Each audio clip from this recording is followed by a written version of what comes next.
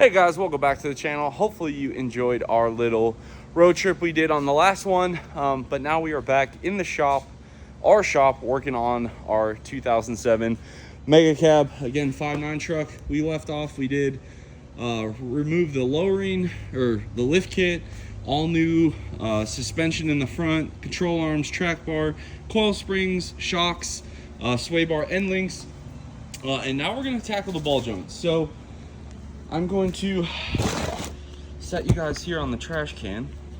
Okay, so you got you guys on the trash can. If you look right here, it might be hard for you guys to see, but when you check ball joints and hubs, what you want to do is have the front end lifted off the ground. And on these bigger wheels and tires and stuff, like usually you can do it by hand. Sometimes a pry bar helps, but you're gonna want to try and rock the wheel.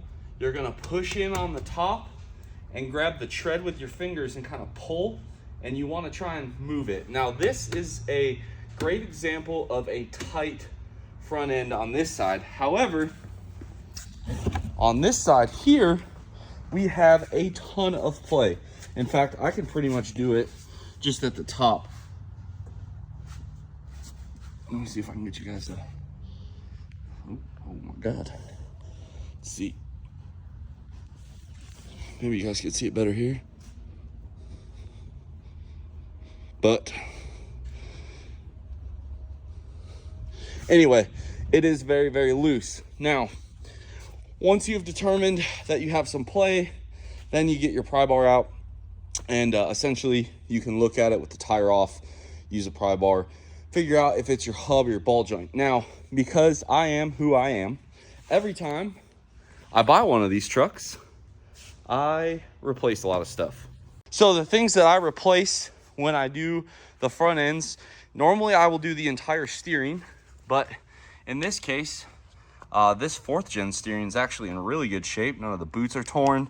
I believe this is the Moog kit, just judging by the grease fittings, but very tight still. No issues there. The only issue that we have is if you look at the drag link, which is the bar that goes diagonally down, and then the bar that goes across from knuckle to knuckle is your center link. What you're seeing is a very bad geometry between the track bar and the drag link. Traditionally, you want those two to be as parallel to each other as you can to eliminate death wobble and bump steer. One thing I had forgotten to change when we did the lift kit is the drop pitman arm. So we're gonna get that swapped out. There is a special pitman arm to use when you do the T-bar style 4th gen steering on your 5.9 truck. It is going to be this part right here. There's your Mopar part number, 680399330AA. I get the Mopar ones. Moog makes one. I don't know, I like the Mopar. We also will be installing our factory bump stops. You guys remember that we took the extended ones out for the lift kit, so these are the Synergy replacements. These can be kind of tricky to get in. A little bit of lube goes a long way, as well as some pressure. We have our Spicer Lifetime front axle shaft joints. Whenever you guys are doing hubs and ball joints, it's very easy to tackle that real quick. And then everyone always has an opinion on ball joints, and everyone has their, you know, a right to be right in their own mind, so to speak. This is what I do. I just use the ball joints that came factory in the truck. These are the AAM ball joints. Exact same thing you're gonna get with the Mopar, just for a fraction. I believe I picked these up for $65 a side, upper and lower. My argument has always been factory ball joints on these trucks will go 80, 120,000, depending on what kind of wheels you run. I don't run crazy wheels, 22 by 12, 20 by 12, 20 by 10s, and I usually get about 100,000 out of them, and they cost me 120 bucks. Normally I can get them in and out fairly easy.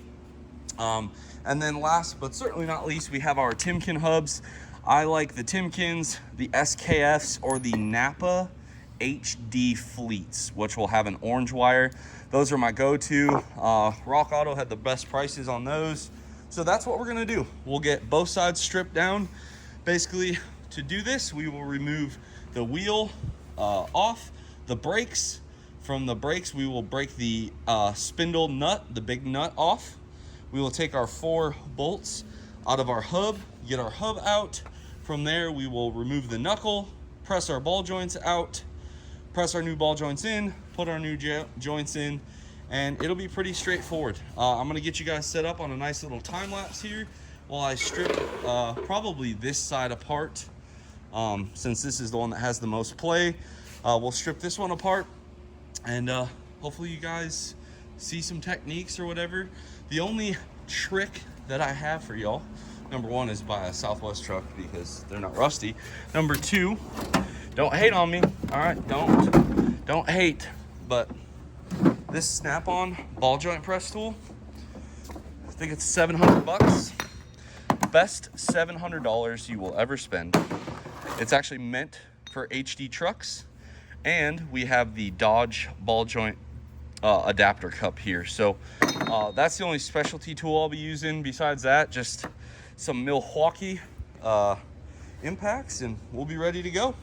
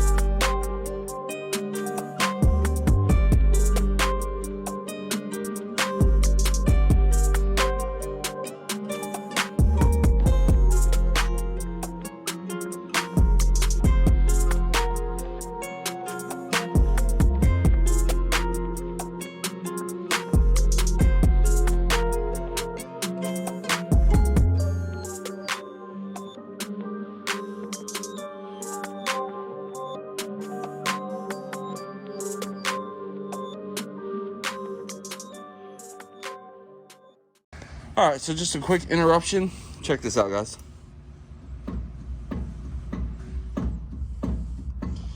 See how the whole knuckle's moving? That's ball joints. If just this flange was moving, it'd be hubs. And you can also see, if you look close, the axle shaft joint is certainly not very happy either. So we'll see that. I'm trying to get you guys better light here. Look at this. So it is time. I'll put you guys back on the time lapse. Just wanted to show you I was not full of crap. Let's get to work.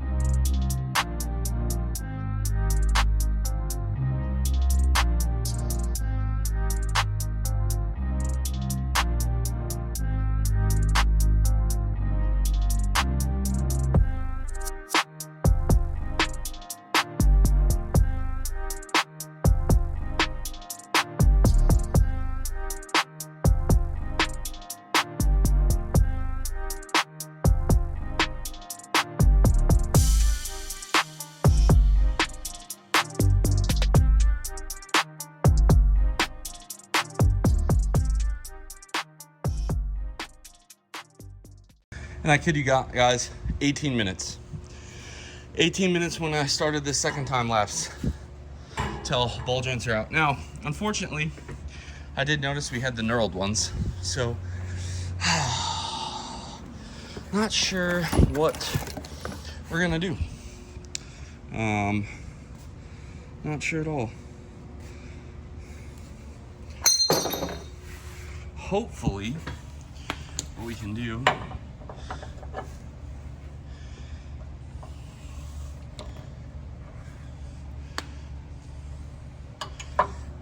so what I find works with knurled, if you go knurled once, you can usually put a smooth back in because the knurl almost reverses itself on here. And I mean, that's how the 07 is.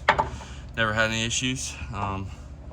One thing I am noticing though is this lowered ball joint seems to be quite larger than the one we just pulled out here. Like quite a bit larger. So I'm gonna do some finagling and try to figure this out. Did the exact same thing on this side, got it all apart. This one fought me a little bit more. I had to put a torch on it for about, I don't know, a couple minutes and it popped right out. But I swear by this ball joint press with the Dodge adapter from Snap-on, it makes ball joints so much easier. I was able to locate the correct size ball joint, so tomorrow we'll pick this video up. All I'm gonna do right now is just swap the axle shaft joints over in our two axle shafts here and get the pitman arm changed, which the pitman arm is gonna be hard to see, but basically all I do, I get it all stripped down. I heat it up a little bit. If you don't care about saving it, what you can do is actually cut it a couple times. But what I found works the best is I went to Napa a long time ago and I bought their heavy duty pitman arm puller. Actually, I think it's it might be a pitman arm puller, it might be called something else. But it's pretty heavy duty, and you just grind the ends down a little bit, slips over. And I can kind of show you guys what it looks like. So you have this right here. This slips in like so, and it pops them out pretty easy. I've even gotten rusty ones off. What I do is I get this with a lot of pressure on it, and then I smack the pitman arm with a hammer. Couple of smacks, little heat, and they usually pop right off. And then to put it on, I put this on, and then I use an impact the living piss out of it. And then I get a wrench on there with a cheater bar, torque it, and that'll pretty much, we'll get all this put back together. New pads and rotors are coming tomorrow as well. And I think while all this is apart, I might hit it with just a little bit of paint. There's some parts of the frame that are actually kind of like almost bare metal now, so I think I'll paint this tonight once I get everything done. That way it just looks fresh and we keep it protected from the rust. In all honesty, I really do not plan on driving this truck much in the winter. Not because I really care that much, but we're not going anywhere, and I really just want to keep this truck focused for like long trips, towing, stuff like that. And not, it's hard on these diesels in the winter time to constantly start and stop and start and stop. So to prevent that, we'll get like some kind of a little cheap car to just putz around town. But yeah, we're making progress. I also got new fog lights ordered because I realized that this one is cracked, and we're still waiting for our headlights from Fitzgerald, but you know, can't rush the man. He's moving, just moved shops, and he always takes care of us. So I'm sure when they show up, we'll put them on. I actually got like a whole bunch of lights for this. I got the brake lights, third brake light, headlights, fog lights, and then guys, we removed the vinyl, and there is a hard paint line here. So what we're gonna do, we're gonna take it to our PDR guy. He's pretty confident he can get that out.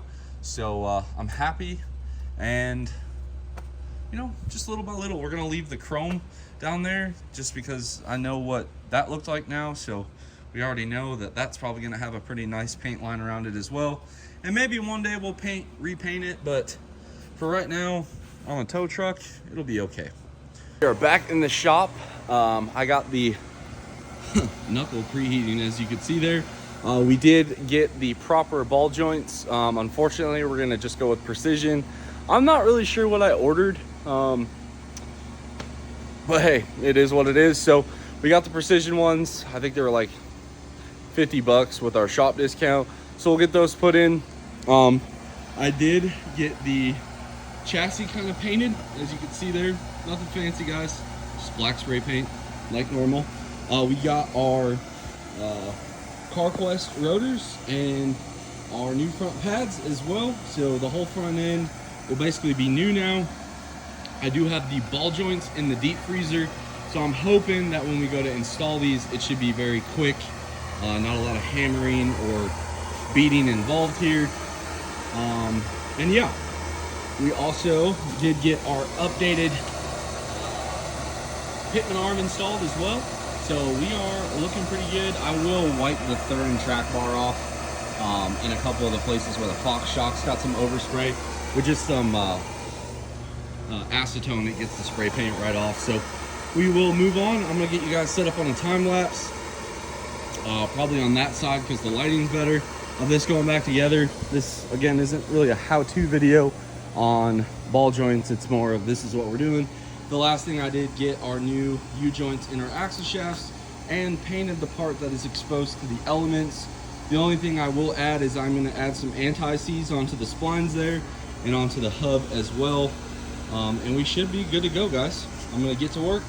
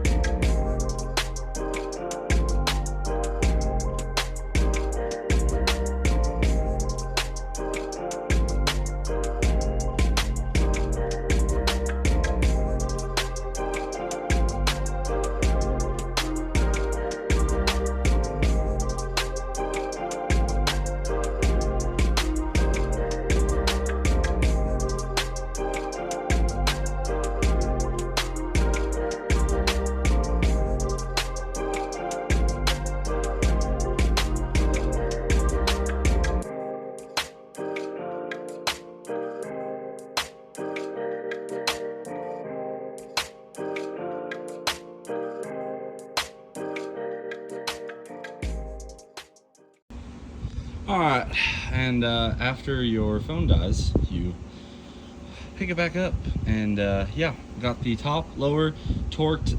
For those of you guys that want the spec, put that one on with both nuts, 35 foot-pound preload there, 70 foot-pounds on top, 140 to 160 on the bottom. Rotate to the next slot there for the cotter pin.